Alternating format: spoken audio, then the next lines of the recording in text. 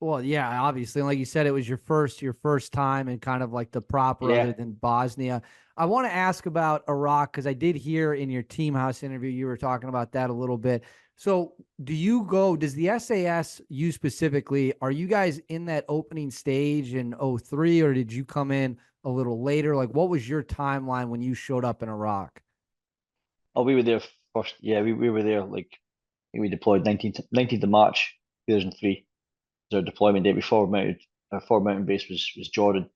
So we went across the border from Jordan on the 19th of March, slightly before. So we were on the ground before anybody really. Um, there was two squadrons, B squadron and D squadron went to Iraq. And you're in I one of was B those two. squadron, yeah. So I you was B wow, squadron, so you're yeah. actually in the first SAS guys that crossed the border from Jordan into Iraq. Yeah, that was a That's painful wild. that was a painful conversation really because and this is a bit of a piss take from the guys because we were the last ones to use the old Land Rovers. So before the new vehicles came in, we still used the old World War II Land Rovers. So they were fucking, you know, they could hardly stay on the road, these things. We actually had to take a mechanic with us. So we took this guy from the Remy, a guy called John, who ended up being a legend in his own lunchtime in the Remy because he was like behind enemy lines with a Sabre squadron. First time it had ever happened. But we needed he was really worth his weight in gold because he was a vehicle mechanic that if he hadn't been there, we'd have been fucked. We really would have been because he kept the vehicles going. All these and you think that the British SAS. Don't get me wrong, they looked really cool in pictures. They looked amazing. They're really cool, but so unreliable. So we got the orders, and my vehicle was Bravo 80, and Bravo 80 was first to cross the border. So we're blowing a hole in this bun line. We're clearing anything that might have been there at the time, any resistance that might have been there, checkpoints or whatever. We were clearing the path, and our vehicle was going to be the first vehicle to cross. So I was like, we're going to be the first vehicle into Iraq. How cool is that, right? And when we were just about to cross the border, the fucking vehicle broke down and we had to get the mechanic. We actually ended up being last to cross the border and we were being towed by the next vehicle. And we never lived that down because we were gloating about it, saying we were going to be first to cross the border, first in, and all that, and then it ended up we were dead last. So it was painful, and that was the kind of flavor of things really to start with. But we kept going, and the vehicles were kept going, but it wasn't an ideal situation. But again, this is one of those things.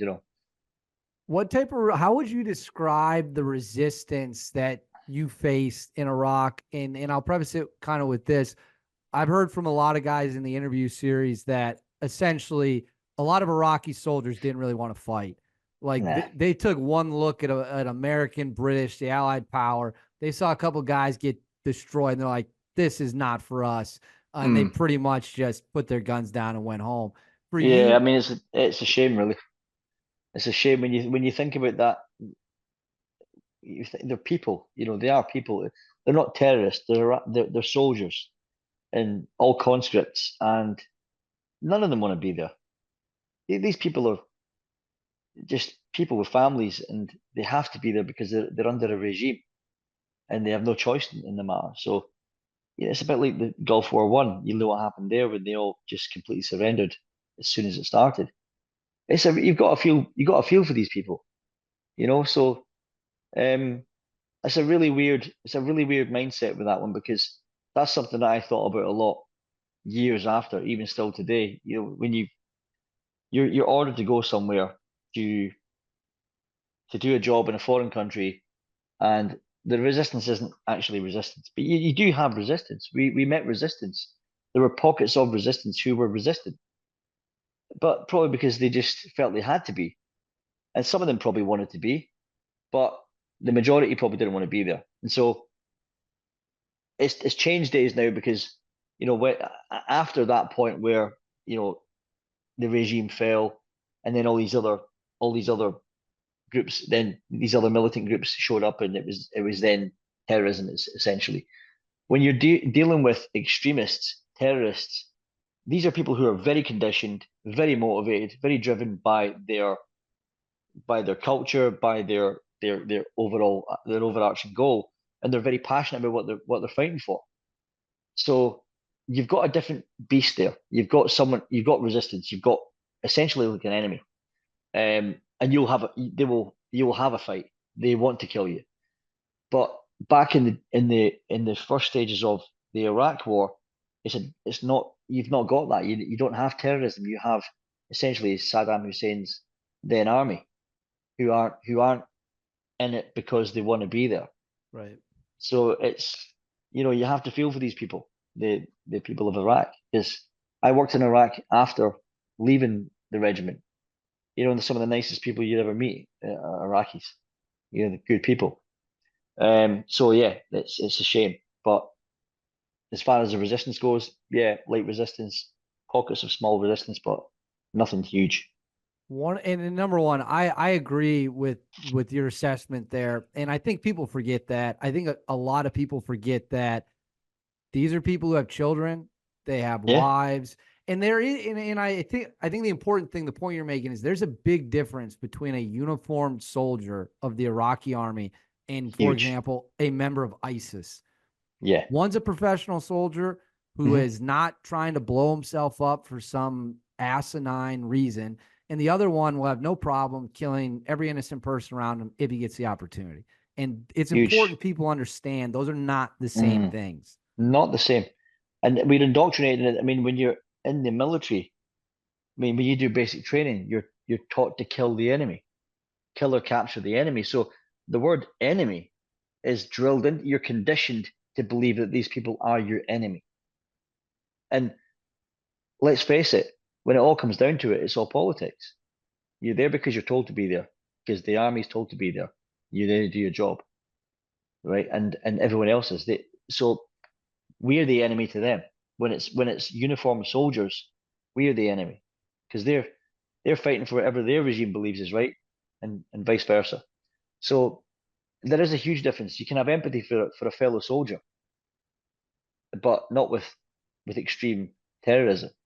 That's just not evil, fucking satanic sort of terrorist. That's a different case altogether. So there Absolutely. is huge contrast. Yeah, and I appreciate you pointing that out. Now, this was a question that you kind of teased a little earlier with the sniper story, which I know the audience will get a kick out of. In your team house interview, I heard you say that I think Delta was they were living right next to you guys at one point in Yeah. Iraq. Is that correct? Hmm. So, what is the number one? Did you do any like cross hits with them? Did you guys work together a lot, or were you kind of on your own and they were on their own? No, we work co-located with them for a reason as well. We'd be working together as well. So again, it depends on the size of the target, and sometimes like there were multiple target nights as well. So you could go through a night and hit three targets. If it was one big target, then obviously there was only a squadron of us over there at any one time. So you might need everyone. So we would work together as a coalition. So as a joint special forces group, Delta would have all you're doing is making the team bigger because everyone's a professional special forces soldier. So we would essentially have like Delta and T2 SAS, working together for a bigger target. But you would then have like the US Rangers doing like the cordons and the outer cordon work to then, make sure that we could be, doing the job that we were responsible for. So again, it depends on the size of the target. They had their targets, we had our targets, but if there was a larger target that required a bigger team, then that's when you collaborate. I know that every Delta guy I've ever interviewed has nothing but amazing things to say about the SAS. I know they hold Yeah, SAS operators in insanely high regard. As a as yeah. a as an SAS veteran, what would you say the outlook is reversed? How do SAS guys view dudes who are in Delta Force, which is America's tier one tip of the Mm. spear direct action unit? Oh, brilliant, really. I mean, every bit is good, really. They've just got better equipment, get better kit than us. But there's some amazing soldiers in Delta, obviously, and we're both very mutually respectful. There is no competitiveness in that sense, saying one's better than the other, because we work together. You know, they come over and exchange with us, and we send guys over there for 6 months, 12 months. So there's a lot of mutual respect with us and Delta. It's like the US equivalent, really. Yeah, it is. And like I Yeah. said, they love the SAS. They say great things about Mm, the SBS. I mean, it does seem like everyone at that tier one level, like there is so much mutual respect because you guys have been through absolutely. so the Yeah. training, the combat.